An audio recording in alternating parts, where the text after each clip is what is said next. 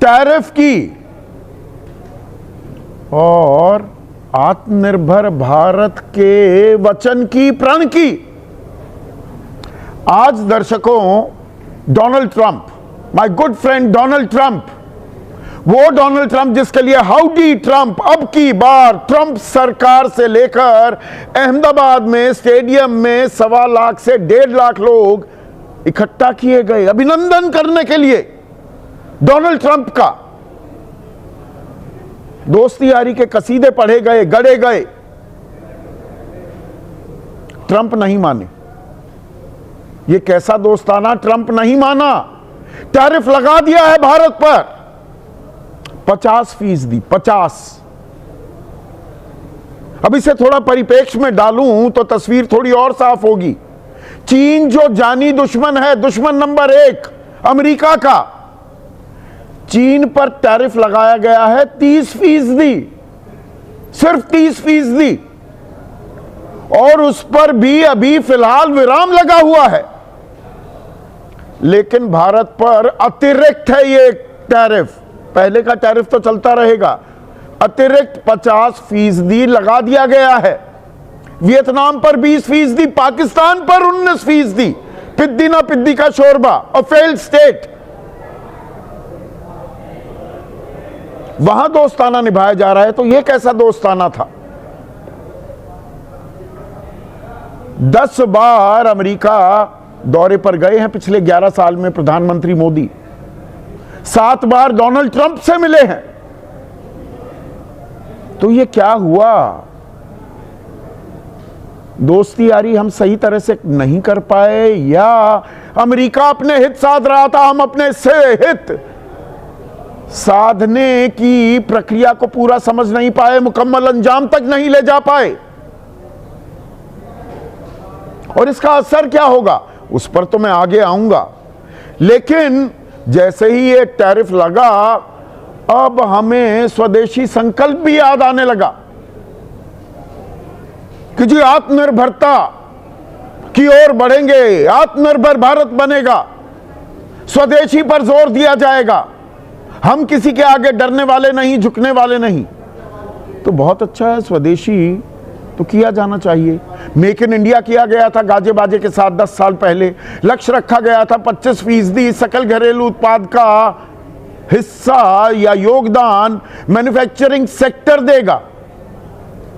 10 साल बाद पता है कितना दे रहा है? तब वो 15-16% देता था। बिजनेस लपक कर गले मिलना, हाथ मिलाना, फोटो खिंचवाना, वीडियो बनाना, वहाँ के अखबारों में विज्ञापन देकर अपने को विश्व गुरु बनाना और सीरियस डिप्लोमेसी करना एक अलग बात है।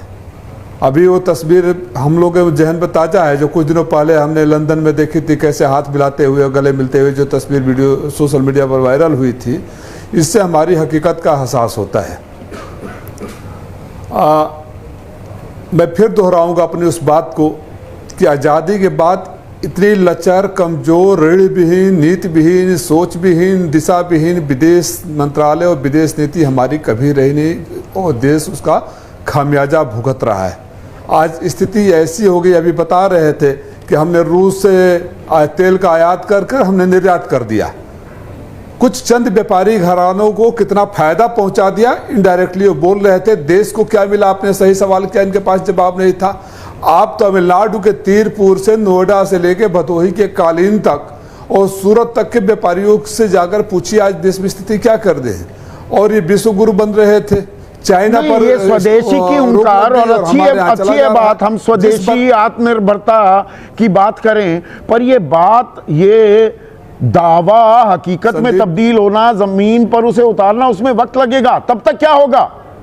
सवाल तो ये है ना, या बस भाई स्वदेशी आ गया, स्वदेशी आ गया, उसमें बात खत्म कर दें। नहीं, संदीप जी, भारतीय जनता पार्टी या देश में आज़ादी से तब से अच्छी सुनने में बहुत अच्छा लगता है, लेकिन हकीकत कुछ और है। कौन दुनिया का ऐसा देश है जो स्वदेशी नहीं करना चाहता? तो इसका मतलब अंतर्राष्ट्रीय व्यापार खत्म हो जाता है क्या?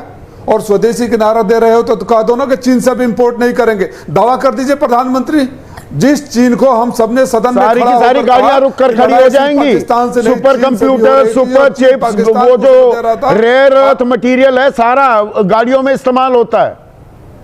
गाड़ियां मिलनी बंद हो जाएंगी। सही कर, वही तो मैं बोल रहा हूं ना कि हकीकत तो कुछ और है। नारा जुमलों पर चलाने, सरकार चलाने वाले अभी भी आत्मचिंतन और मंथन नहीं कर रहे हैं कि उनके रहते देश की स्थिति कैसी हो गई, देश को किस चौराहे पर खड़ा कर दिया। 5 लाख की आबादी वाला, हम लोग जहां से लोकसभा चुन कर आते हैं 32 लाख की आबादी होती है, 30 लाख की आबादी होती है। 5 लाख की आबादी वाला मालदीव हमें आउट इंडिया बोल देता है। नेपाल हमारा भाई था, वहां से जब मन करे तब बॉर्डर के नाम पर घर में घुस आता है। बांग्लादेश को आपने पैदा किया, बांग्लादेश की हालत क्या है। कुछ दिन बाद श्रीलंका से लोग आएंगे, थप्पड़ मार के जाएंगे कि तुमने हमारे रावण को मारा था। ऐसी विदेश नीति होती है। जब बांग्लादेश के साथ हमारा युद्ध, पाकिस्तान के साथ युद्ध चल रहा था और बांग्लादेश को हिंदुस्तान पैदा कर रहा था, 7th फ्लीट अमेरिका ने भेज दिया। रूस आपके साथ खड़ा था और आप यूक्रेन में चले गए जब रशिया और यूक्रेन के साथ युद्ध हो रहा था। क्या मिला आपको? आप सिर्फ फोटोबाजी करेंगे, फिर भी अपना प्रचार करेंगे। जितना आप दिखा रहे थे कि पाकिस्तान कितना लॉबिंग पर खर्च कर रहा है और इंडिया कितना खर्च कर रहा है, उससे कई आप आरटी से आंकड़े निकलवा लीजिए संदीप जी। दावे के साथ कह रहा हूं, दावे के कुछ साथ और बातें भी देखिए, जहां पर लेबर इंटेंसिव जाके मोदी के नारे लगवाए गए हैं। और 10 सेकंड दीजिए, एक और हकीकत बता दूं आपको। बताइए ना, 10 सेकंड में एक और हकीकत बता दूं। सिर्फ ये एक्सपोर्ट इंपोर्ट में ये मार नहीं है संदीप जी। मैं फाइनेंस मंत्रालय के कंसल्टेटिव कमेटी में भी हूं और पहली मीटिंग में फाइनेंस मंत्री जी को मैंने एक लिस्ट दिया। ईज ऑफ डूइंग बिजनेस की बात देश की करते हैं। माइक्रो इंडस्ट्री पर एक साल में 170 कंप्लायंसेस फाइल करने पड़ते हैं इस देश के छोटे व्यापारियों को।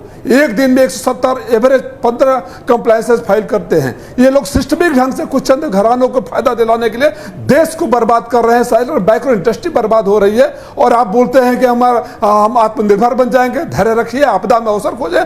आपके रहते देश से आपदा कभी जाएगी नहीं, क्योंकि आपकी नीति गलत है। आप चंद घरानों के लिए काम करते हैं, देश के लिए काम नहीं करते हैं। जिस दिन देश के लिए काम करने लगेंगे देश की हालत ऐसे नहीं होगी। और इसके बावजूद भी अपने को फिर वही इमोशनल जुमला नहीं, इसमें राजीव रंजन करेंगे, आत्ममंथन कम करेंगे। नहीं, ये क्लियर एंड प्रेजेंट डेंजर है। खतरे की घंटी बजी है क्या? और छोटे मझोले व्यापारियों के लिए, कारोबारियों के लिए, निर्यातकों के लिए ही नहीं, किसानों के लिए भी। मखाने बड़ा जोर आजकल चल रहा था कि भाई मखाना सबसे कंप्लीट फूड है, सबसे हेल्दी फूड है और अमेरिका सबसे बड़ा मार्केट। बिहार से ही तो जाता है पूरी दुनिया का 99% मखाना। क्या करेगा अब वहां का किसान? वो तो नहीं जा पाएगा, या मैं गलत रीड कर रहा हूं सिचुएशन को? देखिए संदीप चौधरी जी, अगर कोई ये कहे कि ये संकट नहीं है, नहीं संदीप जी, ये भी आपकी बात सच है, मगर टेक्सटाइल के मार्केट को ही आप ले लीजिए। अगर फार्मिंग में हमारी पॉपुलेशन काम कर रही है तो नंबर 2 उसमें फिर अगर हमारी एम्प्लॉयमेंट होती है वो टेक्सटाइल्स में होती है। और टेक्सटाइल्स बड़े ही सालों से lack of a free trade agreement की, मतलब यूरोप के साथ हमारा कोई एग्रीमेंट नहीं रहा है, यूएस के साथ कोई एग्रीमेंट नहीं रहा है, मगर बांग्लादेश का रहा है, वियतनाम का रहा है, काफी छोटे छोटे देशों का रहा है, जिसकी वजह से हम जो एक्सपोर्ट करते हैं टेक्सटाइल्स, वो जितना ये लोग करते हैं उसका 10% भी नहीं हम कर पा रहे हैं। तो ये जो अग्रीमेंट है ये बहुत सालों से टेक्सटाइल मैन्युफैक्चरर्स की मांग रही है कि भाई ऐसा एक अग्रीमेंट आप साइन करेंगे तो जो जैसे सेक्टर में, टेक्सटाइल जैसे सेक्टर में जहां इतने लोग काम करते हैं, नहीं अपना बनाएंगे, अपना खाएंगे। मोहन भागवत कह रहे हैं, मोहन बाबू आपके नेम से कि घर का खाना खाओ, पिज्जा खाने की क्या जरूरत है? अपना बनाएंगे, यहीं खपाएंगे उसे। यही तो मतलब ये जो स्वदेशी की जो जबान है या जो बोलते हैं, ये सबसे बड़ा जुमला है। कोई देश नहीं है आज, कोई देश नहीं है पूरी दुनिया में जो अपना ही पूरा बना के अपना ही खाता है, नॉर्थ कोरिया के सिवाय मेरे ख्याल से। और हम नॉर्थ कोरिया तो नहीं है किसी भी हालत में। तो ये सब बेवकूफों की बात है जो हमें मतलब डिस्ट्रैक्ट करने के लिए जो रखी जा रही है। अब आप बताइए, वो कह रहे हैं कि जीएसटी कम करेंगे, थोड़ा इंटरेस्ट रेट भी कम करेगी आरबीआई, तो अचानक क्या होगा? हमारे जेब में ज्यादा पैसे आ जाएंगे। जो लोग एक्सपोर्ट कर रहे थे उन्हीं का माल नहीं, वो जीएसटी की घोषणा का असर तो ये हुआ है। मोहन कुमार मंगलम प्रधानमंत्री ने लाल किले की प्राचीर से कर दिया। मुझे कुछ बता रहे थे ऑटोमोबाइल जो ये ऑटो डीलर्स हैं कि लोगों ने कारें खरीदनी ही बंद कर दी, डिमांड ही तक गई। लोग कह रहे हैं भैया रुकते हैं, थोड़ा सा जीएसटी कम हो जाएगी तो दाम कम हो जाएंगे, तो खरीद ही नहीं रहा कोई। हाँ, एक तो वो प्रॉब्लम हो गई है, और दूसरी प्रॉब्लम मैं आपको बताता हूँ। आज जैसे टेक्सटाइल मैन्युफैक्चरर है जो एक्सपोर्ट कर रहे हैं, उन्होंने तो कपड़ा खरीद लिया, उन्होंने तो डाई के लिए दे दिया, उन सब चीजों पे उनको जीएसटी लगता है, वो बाद में ही उनको इनपुट क्रेडिट मिलता है जो वो एक्सपोर्ट करते हैं। अब एक्सपोर्ट के साथ उसके ऊपर उन्होंने दबाव डाला, हमने अपना खुद का क्रायोजेनिक इंजन बनाया, हमने रूस से अपने संबंध नहीं तोड़े। तो ये दबाव को कई बार राष्ट्रों को सहना पड़ता है। आपने जो उदाहरण दिए ब्रिजमोहन भाई, देखिए मैं इस बात को पहले भी मान चुका हूं कि आपदा विपदा आती है, कोई आदमी भाई राष्ट्रपति बन गया और उसकी अब वो चला है गुंडागर्दी करने, पर इसमें एक बड़ा पर है। हमने सिचुएशन को, सूरत हाल को समझने परखने में, कसौटी पर कसने में चूक कर दी क्या? सवाल ये है। नहीं संदीप जी मैं ऐसा नहीं मानता। हमारे यहाँ पे भी तैयारी चल रही थी। देखिए हमारी विदेश नीति और विदेश नीति को चलाने वाले लोग इतने नासमझ नहीं है। संसार में भारत की विदेश नीति की बहुत प्रभुत्व है और हमारे जो विदेश नीति के जो जानकार हैं उनका सम्मान है, ऐसा नहीं है। मुद्दा इसमें यह है कि जब एक मुल्क, आप कल्पना करिए ट्रंप साहब के बारे में, वो सबसे ज़्यादा दंडित किसको कर रहे हैं? अपने देश की जनता को, जिन्होंने उनको चुन के राष्ट्रपति बनाया है। इसका सबसे पहला असर तो उनके देश के लोगों पे होना है। महंगी चीज उनको खरीदना होगी, वो अपना संभालेंगे, हमें अपने देश की चिंता है ना, अपने देश की चिंता करनी होगी कि नहीं करनी होगी, या नारों से ही अब स्वदेशी का नारा बुलंद कर दिया जाए विजय सरदाना और ये समस्या फुर्र हो जाएगी। इतना आसान है क्या सब कुछ? संदीप जी, आपको और सभी पैनलिस्ट दर्शकों को मेरा प्रणाम। देखिए, जब हम बात कर रहे हैं ट्रंप साहब की, देखिए वो हमारे सामने है, उस पर बहस करने से होगा नहीं, क्योंकि ट्रंप की नीति ट्रंप ही बदलेगा। हम कितना भी शोर मचा लें कुछ नहीं हो। अब सवाल इस बात का है कि जो नुकसान हमारा हुआ है उसकी भरपाई कैसे? हम जो $100 बिलियन का माल बेचते हैं अमेरिका को, अगर वो हमसे 50% ड्यूटी पे लेगा तो मान के चलिए कि कम से कम आधे से ज्यादा माल तो नहीं बिकेगा। सही कह रहे हैं। इसका मतलब यह है कि आपको नया बाजार ढूंढना होगा। आप सिर्फ ये कहते हैं कि वो गलत है, सही है, ये भारत का सॉल्यूशन नहीं है। आपको आज भी फॉरेन एक्सचेंज चाहिए, क्योंकि आपको दुनिया से पेट्रोल डीजल खरीद